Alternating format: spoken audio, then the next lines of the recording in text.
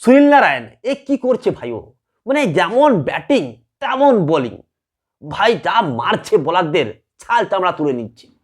Lucknow super জায়ান্টের বিরুদ্ধে 39 বলে 81 run করলো সুনীল নারায়ণ, যেখানে 6টা 4 7টা 6 মেরেছে, মানে 4-এর থেকে তার 6 বেশি। 39 বলে 81 রান কে করে ভাই এই লখনৌয়ের মাঠে? অন্যদিকে ফিল শট 14 বলে 32 রান। তারপরে যে কেকেআরের ব্যাটসম্যান রয়েছে রিঙ্কু সিং, অঙ্কিত রঘুবংশী, শ্রেয়স আইয়ার, রাসেল তেমনভাবে ব্যাটিং করতে পারেননি, কিন্তু শেষে রমনদীপ সিং এসে মাত্র 6 বল খেলে 25 রান করে ফেললো এবং কলকাতা 6 উইকেট হারিয়ে 20 ওভারে 235 রান করলো। সুনীল নারায়ণ, আবার সুনীল নারায়ণের কথা বলতেই হবে। সুনীল নারায়ণ অরেঞ্জ ক্যাপের জন্য বিরাট কোহলির সাথে কম্পিটিশন করছে, 461 রান করে ফেলেছে সুনীল নারায়ণ। অন্যদিকে পার্পল ক্যাপের জন্য বুমরার সঙ্গে কম্পিটিশন করছে, 14টা উইকেট নিয়েছে 11টা ম্যাচে, আর বুমরা নিয়েছে 17টা উইকেট, আর 3টা উইকেট নিলেই ধরে ফেলবে এই বুমরাকে। সুতরাং বিরাট কোহলি এবং বুমরার মিক্সচার হয়ে একটা প্লেয়ার তৈরি হচ্ছে, সেটা হচ্ছে সুনীল নারায়ণ।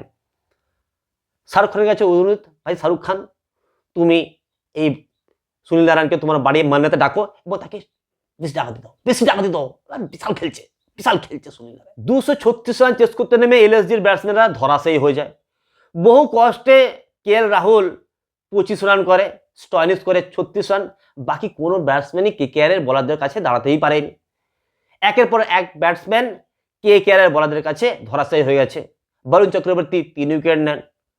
অন্যদিকে হর্ষিত রানা, যিনি গত ম্যাচে ব্যান ছিলেন, তিনি আজকের ম্যাচে সুযোগ পান এবং 3টি উইকেট নেন। অন্যদিকে সুনীল নারায়ণ অসাধারণ বোলিং, আবার অসাধারণ বোলিং, 4 ওভার বল করে 22 রান দিয়ে মাত্র 1টি উইকেট নেন, কিন্তু ব্যাটসম্যানদেরকে রানই দেননি। তো বহু কষ্টে এলএসজি 137 রান করে 16.1 ওভারে অল আউট হয়ে যায় এবং এই ম্যাচটা হেরে যায় 98 রানে। এবং 98 রানে হারার পর এলএসজি এখন 5 নম্বরে পৌঁছে গেছে। প্লে অফসে যে 4টা টিম থাকে সে পজিশন হারিয়ে ফেলেছে এলএসজি, এখন পৌঁছে গেছে 5 নম্বরে। এই ম্যাচে ম্যান অফ দ্য ম্যাচ হয়েছে কে?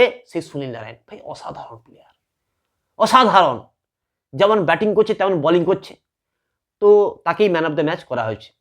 তো বন্ধুরা, সুনীল নারায়ণ খেলা আপনাদের কেমন লাগছে অবশ্যই আপনারা কমেন্ট বক্সে লিখে জানাবেন।